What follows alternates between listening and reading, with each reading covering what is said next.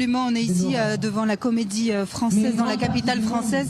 Et il y a ici une centaine de personnes qui se sont réunies pour des événements artistiques. On vient d'assister là à une chanson qui a été chantée au nom de ces 19 femmes otages, dont 14 vivantes, toujours entre les mains des terroristes du Hamas, pour essayer de rappeler à la population française le sort de ces femmes qui sont toujours donc dans la bande de Gaza. On est justement avec un des membres du collectif 7 octobre. Ici, l'événement est organisé par différents collectifs.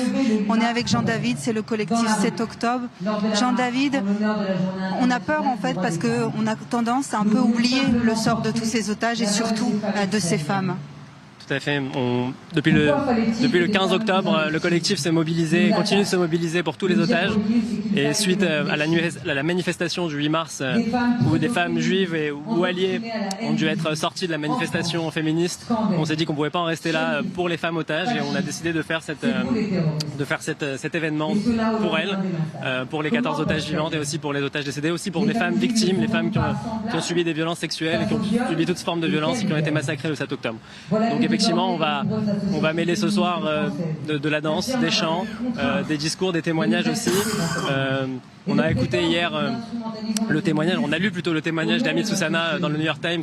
On a vu également la vidéo de Liora Argamani qui a été publiée aujourd'hui, où elle appelle le président Joe Biden à faire tout ce qui était dans son pouvoir pour sauver sa fille. Ça nous oblige. On se sent investi de cette mission aussi de relayer ce message ici en France, partout dans le monde, pour la libération de tous les otages, et en particulier de ces femmes qui souffrent et dont on sait qu'elles subissent peut-être des sévices sexuels. Merci beaucoup Jean-David. Voilà Jean-Charles, ici l'événement va se poursuivre avec d'autres processions artistiques qui vont avoir lieu ici dans la capitale française. Merci Anna Papi.